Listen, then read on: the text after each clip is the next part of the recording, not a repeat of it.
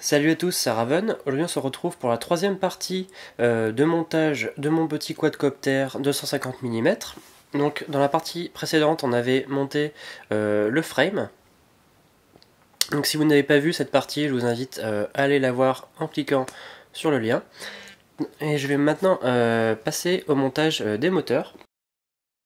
Donc les moteurs, je vous l'ai montré dans la première partie, ce sont des 10-1806 en 2300 kV. Donc qu'est-ce que vous avez dans la boîte? Vous avez tout d'abord le moteur. Donc ce sont des petits moteurs, hein, vraiment tout petits, puisqu'ils font moins de 2 cm. Mais ils sont quand même très puissants. Donc des moteurs brushless.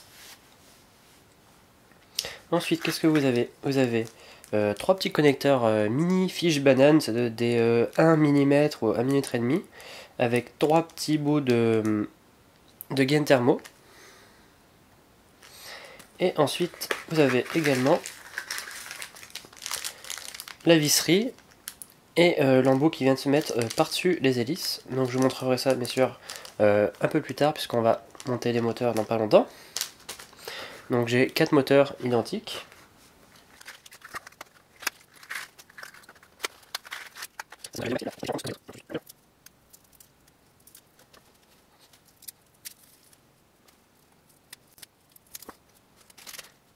Donc vous pouvez voir qu'on a nos 4 moteurs. Donc avec les petits fils qu'il faudra venir brancher ou souder sur les ESC.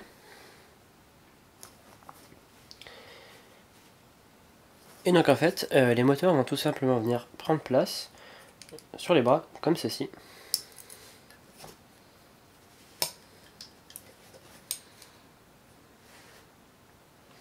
Et la tâche se fait par en dessous. On a 2 ou 4 vis à mettre en fonction du modèle de moteur. Donc je vais tout de suite le faire.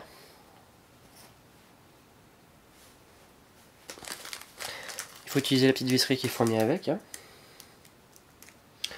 Donc avec, on a tout un tas de petites vis de différentes longueurs qui sont fournies. Donc bien sûr, on n'a pas toutes les utiliser, sachant qu'il y en a certaines qui sont pour monter le moteur sur le socle du bras, et d'autres qui sont ici pour monter le support de l'hélice. Donc support de l'hélice qui viendra tout simplement se visser directement sur le haut comme ceci, et avec le petit chapeau qui se vissera par-dessus l'hélice.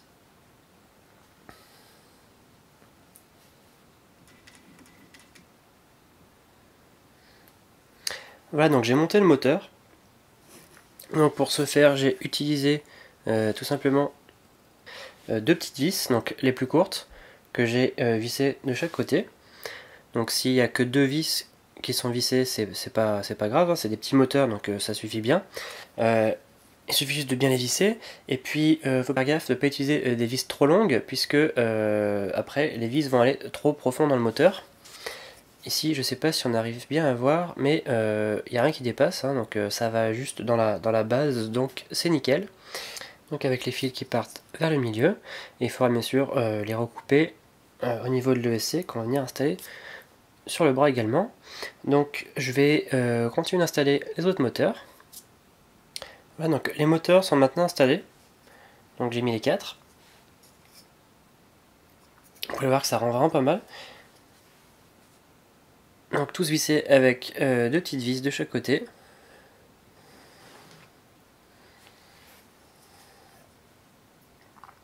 Et donc avec les fils qui partent vers le milieu. Donc je vais maintenant installer les petites platines de montage pour les hélices, donc qui viennent se fixer directement sur les trous ici. Et donc il s'agit en fait, comme on a vu,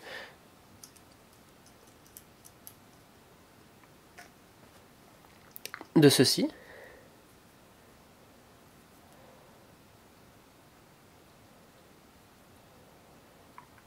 Donc ça va venir directement se visser là-dessus.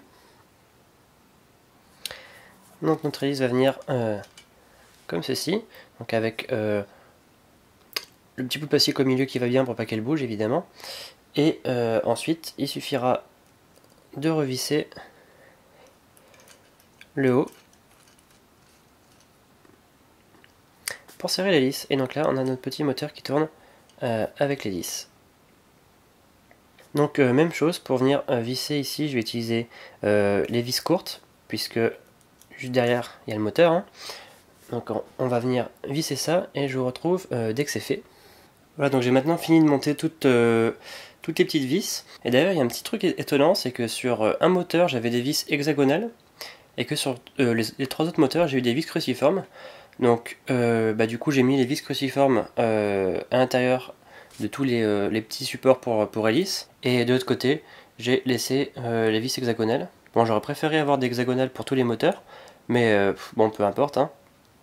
À la limite je pourrais en racheter et les changer, mais c'est quand même étonnant que sur 4 moteurs il y en ait qui n'aient pas les mêmes vis. Donc voilà à quoi ça ressemble avec les 4 moteurs montés et avec donc toutes les petites vis installées avec les supports pour les hélices. La prochaine étape c'est d'installer les ESC et le contrôleur de vol. Donc au niveau des ESC, moi j'ai choisi d'utiliser des ESC Emax 12A avec un firmware Simonca. En fait le firmware c'est vraiment très important parce que c'est lui qui va réguler la vitesse des moteurs et la courbe de vitesse des moteurs, ce genre de choses là. Et le firmware Simonca est vraiment utilisé par beaucoup de monde puisqu'il a fait vraiment ses preuves. Et donc je vais tout de suite vous montrer à quoi ça ressemble de plus près. Ici une petite notice d'installation, donc bon, je la lirai plus tard si jamais j'en ai besoin. Et donc un ESC, donc ça ressemble à ça, tout simplement. Donc ici on a la partie alimentation, donc avec le plus et le moins. On voit qu'on a un petit rappel, c'est du 12A. Et de l'autre côté on a les 3 fils noirs pour venir brancher sur le moteur brushless. Et en fait c'est quoi en dessous? C'est tout simplement, il y a un petit PCB avec des petits MOSFET et des petits composants qui vont réguler la tension, sachant que l'ESC est lui-même contrôlé par le flight controller avec cette petite prise là. Donc ça c'est une prise, les mêmes prises que pour les cerveaux, c'est une prise que vous allez revoir beaucoup en modélisme. Donc des prises comme ça. Sachant qu'un ESC a également une deuxième fonction, c'est d'alimenter. Non pas le moteur, mais également ce que vous branchez sur cette petite prise. Vous pouvez voir qu'ici il y a un fil rouge au milieu, en fait c'est l'alimentation. La plupart des ESC fournissent cette alimentation, c'est-à-dire en fait ça va fournir un courant de 5 volts normalement à ce que vous branchez ici. Et le fait d'avoir l'alimentation sur le fil du milieu, donc on dit qu'il est UBEC ou BEC. Donc ça c'est une prise BEC. Il y a aussi les versions Opto qui n'ont pas cette alimentation là. En fait c'est généralement utilisé pour alimenter le contrôleur de vol par exemple. Si jamais vous utilisez donc votre ESC pour alimenter votre contrôleur de vol, il est parfaitement inutile d'avoir 4 alimentations. Vous pouvez enlever le fil sur 3 des 4 ESC. Ouais, donc moi je vais les installer sur les bras. Mais vous pouvez voir que là sur le devant c'est un peu juste, donc je vais peut-être plutôt les mettre en dessous.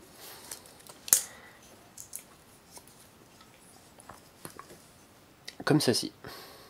Ensuite je ferai sûrement passer les fils directement dans le bras comme ça pour aller vers le moteur. C'est prévu pour, hein, donc c'est vraiment très bien. Et puis ensuite on a ici de quoi faire passer les fils d'alimentation de l'ESC et la prise bec vers le flight controller qui se trouvera lui vers le milieu du quadcopter. Et donc il va falloir faire un petit peu de soudure parce que vu que c'est des tout petits ESC, les fils sont livrés comme ça. Sur les plus gros ESC, on a des petites fiches bananes, mais là, il va falloir faire un peu de soudure pour relier directement les fils du moteur au fil de l'ESC.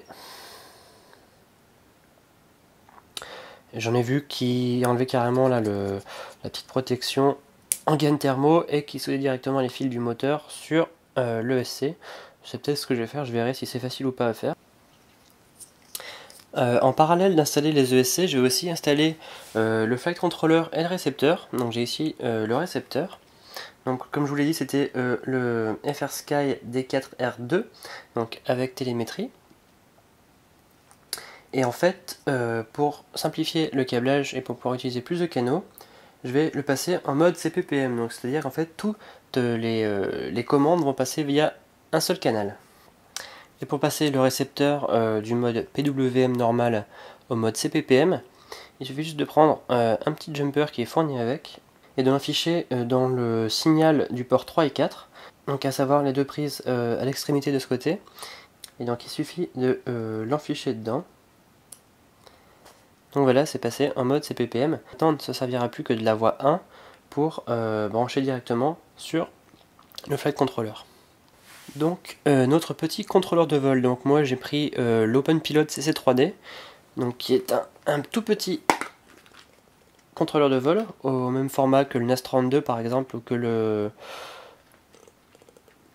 flight controller d'Hobby King, je ne me rappelle plus exactement comment il s'appelle. Et donc en fait il est déjà dans cette petite boîte. Moi je pense que je vais l'enlever de la boîte pour le visser directement sur le frame. Et donc ici on a avec plusieurs petits câbles. Ouais, donc on a ici plusieurs fils. Donc on a tout d'abord deux petits câbles comme ça, avec des connecteurs un par un de l'autre côté, pour venir se brancher en fait sur le main port et le flex port. Donc ça c'est pour activer des fonctions supplémentaires. On n'en a pas besoin dans l'immédiat. Et on en retrouve ce câble là, donc avec une prise de type mini JST. De l'autre côté on a une prise de standard, donc au même format que les becs de tout à l'heure. Et donc le côté JST va venir se brancher sur cette prise ici, sur le flight controller. Et les autres prises vont venir se brancher directement en fait sur notre récepteur.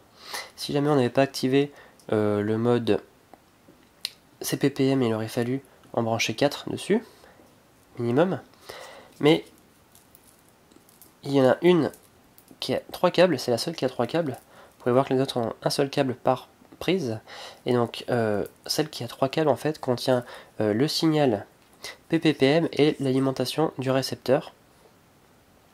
Donc on va tout simplement se servir de celle-là et on va la brancher dans la voie 1 en respectant bien sûr la polarité.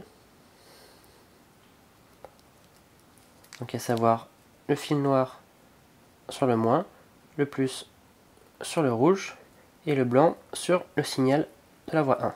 Et il faudra juste brancher la petite prise JST sur notre contrôleur de vol. Et c'est tout ce qu'il y a à faire pour relier les deux. Vous voyez que c'est d'une simplicité enfantine. Et donc là, on a de quoi faire passer jusqu'à 8 canaux dans un seul fil. Et en même temps, il est alimenté.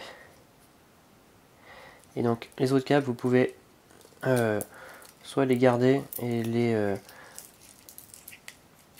faire un petit nœud avec, par exemple. Et sinon vous pouvez carrément les couper, puisque les câbles comme ça peut se racheter, hein.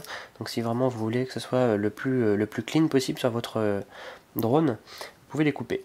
Donc moi je vais les garder pour l'instant, au moins le temps de recevoir le deuxième câble, pour être sûr que c'est bien le même, et que je peux les couper sans risque. Et donc vous voyez que sur votre petit contrôleur de vol ici, vous avez 6 prises avec 3 pins à chaque fois. Et donc ça c'est pour venir brancher les prises bec des ESC. Donc directement comme ceci pour le contrôle des moteurs. Alors là j'ai pas vérifié le sens, hein, c'est juste pour vous montrer, sachant qu'il y a une polarité bien sûr à respecter. C'est écrit juste ici, donc le moins est à droite, le plus au milieu, donc ça se branche en fait dans ce sens là. Parce que là c'est numéroté de 1 à 6 sur le côté, et là on a moins. Et donc là on a un petit rond, le plus et le moins. Donc le plus c'est toujours le rouge, le moins c'est le marron là, et le signal c'est le orange. Sachant que sur la prise numéro 1 je vais le laisser comme ça, et sur les 3 autres je vais enlever le plus, donc le fil rouge du milieu qui ne sert à rien, puisque je vais alimenter mon flight controller qui est avec une seule prise. J'ai donc enlevé le contrôleur de vol de cette petite boîte en plastique, et je l'ai fixé directement sur le frame grâce à des petites vis en nylon et des entretoises en nylon, donc dans les rails de montage qui étaient prévus pour, hein. Et en fait pour serrer en dessous, j'ai utilisé un petit tournevis avec un embout donc avec un bout à 6 pans creux, pour venir serrer tout simplement les écrous par derrière. Et vous pouvez voir que ça rend pas trop mal.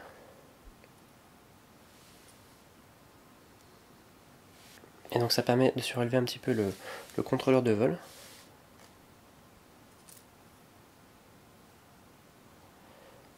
Comme ça on peut encore faire passer les câbles des ESC en dessous par exemple.